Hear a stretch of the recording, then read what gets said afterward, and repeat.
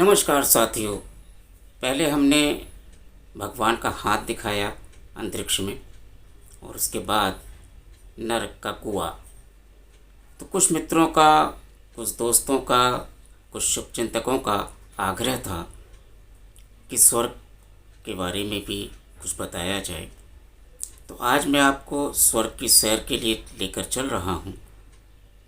स्वर्ग कहाँ है, क्या है, कैसा है, आइए थोड़ा बहुत जानते हैं। कश्मीर को धरती का स्वर्ग कहा जाता है, परंतु क्या आप जानते हैं कि हमारे देश में एक ऐसी जगह भी है जहां से आप जीवित अवस्था में स्वर्ग जा सकते हैं। चौंक गए ना? जी, एक ऐसी जगह है।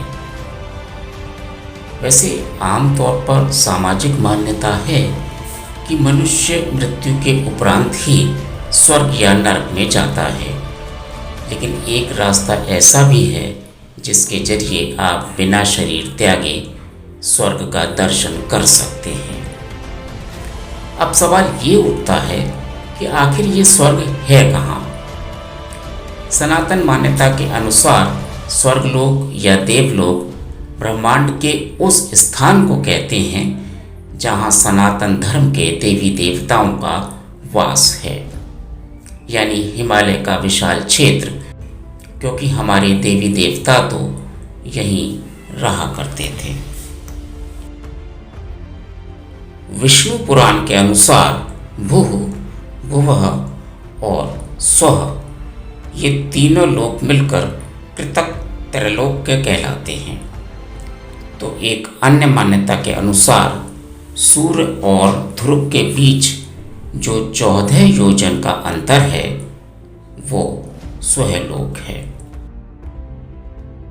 ये वो स्थान है जहाँ जीवन भर पुण्य करने वाला अपने पुण्य के क्षीण होने तक रहता है, या ये कहें कि अगले जन्म लेने तक वो यहीं रहता है।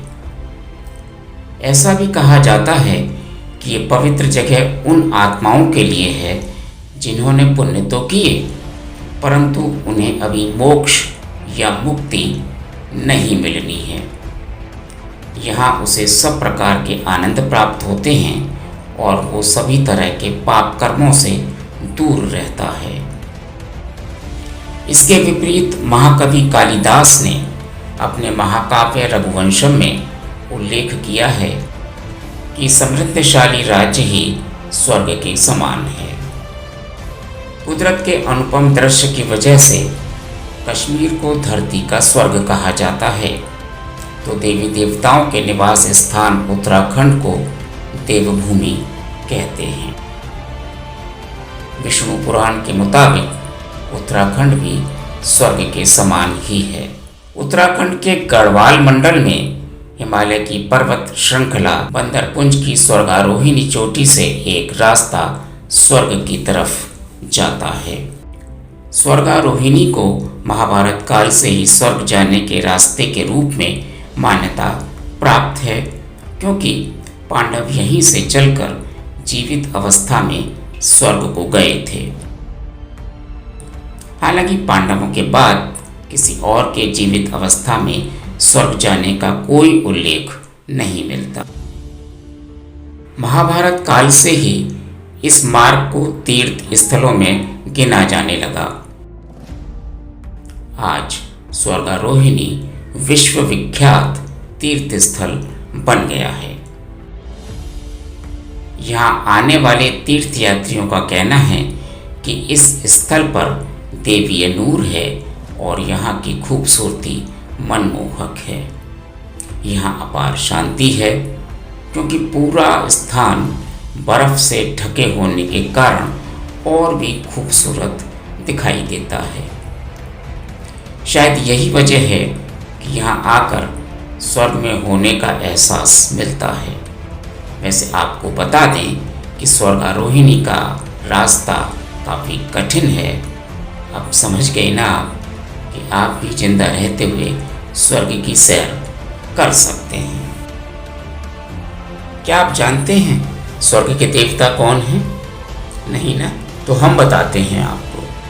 जैसे नरक के देवता यमराज हैं, वैसे ही स्वर्ग के देवता इंद्र हैं। इंद्र किसी व्यक्ति विशेष का नाम नहीं है, बल्कि ये एक पद का नाम है और इस पद पर कोई भी देवता बैठ सकता है। इंद्र सभी देवताओं के राजा माने जाते हैं। जिस तरह धरती पर पाताल और नरक की स्थिति बताई गई है, उसी तरह पृथ्वी पर स्वर्ग की स्थिति भी बताई गई है। कश्मीर और हिमालय के क्षेत्र को पुरातन काल से ही स्वर्गलोक कहा जाता है, जहाँ के आकाश में बादल छाए रहते हैं और यहाँ से पानी सारे भारतवर्ष में पहुँचता है। आमतौर पर सभी ये लोग जानते हैं कि स्वर्ग पृथ्वी पर है, लेकिन अगर ग्रंथों की माने तो स्वर्ग अंतरिक्ष में भी है और जल में भी है। जैसा मैंने आपको पहले बताया कि सूर्य और ध्रुव के बीच जो 14 लाख योजन का अंतर है, उसे स्वर्ग कहते हैं। अंतरिक्ष के भव्य स्वर्गलोक का वर्णन पुराणों में भी मिलता है। पुराणों के अनुसार यहाँ पुण्य आत्माएं कुछ काल तक रहती हैं। पुराणों के ही मुताबिक कैलाश पर्वत के ऊपर यानी अंतरिक्ष में स्वर्ग है और नीचे नरक और पाताल है। स्वर्ग हमारे जीवन में है। हम सभी के साथ प्रेम भाव रखें, सौहार्दपूर्ण रहें और सभी के साथ मिलजुल कर रहें, तो हमें जीवन में स्वर्ग की प्राप्ति होती है। स्वर्ग वो जाता है जिसने पुण्य कर्म किए हों। वो वहाँ अगले जन्म तक निवास करता है, या फिर वो व्यक्ति अनंत काल तक वहाँ रहता है जिसे मोक्ष या मुक्ति मिल गई है। हमारे ऋषि मुनियों ने स्वर्ग और नरक की अवधारणा को पैदा किया, जन्म दिया, लेकिन उन्होंने ये भी बताया कि स्वर्ग और नरक मनुष्य के जीवन में हैं। यदि हम सुख समृद्धि के साथ रहते हैं, परिवार में सौहार्द है, तो निश्चित रूप से हमारे लिए वह जीवन स्वर्ग की तरह है। यदि हम दूसरों की बुराई करते हैं, अधिकार छीनते हैं, तो हमारा जीवन नरकमय हो जाता है। चीन के तियानमेन पहाड़ी पर एक गुफा है जिसे लोग स्वर्ग का दरवाजा कहते हैं। ये गुफा दुनिया की सबसे ऊंची गुफा मानी जाती है। ऐसा माना जाता है कि 253 ईस्वी में तियानमेन पहाड़ी का एक हिस्सा अपने आप टूट जाने के बाद इस गुफा का निर्माण। चीन की ये मानसिकता रही है कि सारी दुनिया में जो कुछ है वो उसके पास होना चाहिए, इसलिए उसने एक कृत्रिम या प्राकृतिक, जो भी आप कहें, उस जगह को स्वर्ग का द्वार बनाकर दुनिया के सामने पेश कर दिया और उससे वो लाखों की कमाई करता है। इस गुफा की लंबाई करीब 196 फीट, चौड़ाई करीब 187 फीट और ऊंचाई लगभग 431 फीट है। इतनी ऊंचाई पर होने के कारण ये गुफा हमेशा बादलों से घिरी रहती है। इस गुफा तक सैलानियों के लिए एक रोपवे लगाया गया है।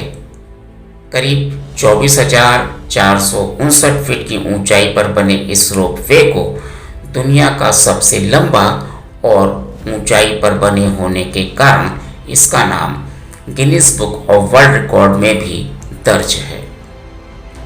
इसके अलावा यहाँ पहुँचने के लिए लगभग 999 सीढ़ियाँ हैं, जिन्हें चढ़कर कोई भी यहाँ तक पहुँच सकता है। हकीकत में ये स्वर्ग का दरवाजा ना होकर सिर्फ एक मौज मस्ती की जगह है और चीन को इससे मोटी कमाई साल भर होती रहती है। कहते हैं 20वीं शताब्दी में तियानमेन पहाड़ी के पास एक वाटरफॉल भी था। इस झरने की खासियत ये थी कि यह मात्र 15 मिनट के लिए दिखाई देता था और उसके बाद गायब हो जाता था। अब यह झरना कहाँ है कोई नहीं जानता। तो आपने देखा, स्वर्ग और नरक यही है, हमारे जीवन में है। उसको अपनाइए और हमेशा खुश रहिए, दूसरों को खुश रखिए, तभी हमें स्वर्ग की प्राप्ति हो सकती है और हम जीते जी स्वर्ग में रह सकते हैं। पुरातन काल में हम संयुक्त परिवार में रहते थे। हमारे में एकता थी, प्यार था, इस चीज़ को अंग्रेज़ों ने समझा और सबसे पहले हमारे संयुक्त परिवार को तोड़ना शुरू किया ताकि हम कमज़ोर हो सकें। तो अगर आपको स्वर्ग का आनंद लेना है तो परिवार के साथ, भले ही आप अलग रहते हों तो परिवार के साथ रहिए और प्यार मोहब्बत भाईचारा बना कर रखिए। निश्चित मानिए आपको स्वर्ग का आभास होगा। तो स्वर्ग आप जीवित अवस्था में ही जा सकते हैं, और वैसे भी हम इस पृथ्वी पर जहाँ रहते हैं, चाहे वो मैदानी इलाका हो या पहाड़ी इलाका, हम सब स्वर्गवासी हैं। ये हमारे विवेक पर निर्भर करता है कि हम अपने परिवार का, अपने आस पड़ोस का, अपने कार्य क्षेत्र का माहौल कैसा रखते हैं। अगर वो खुशनुमा है, सुख समृद्धि है, प्यार है, मोहब्बत है, तो निश्चित मानिए कि आप स्वर्ग का आनंद ले रहे हैं।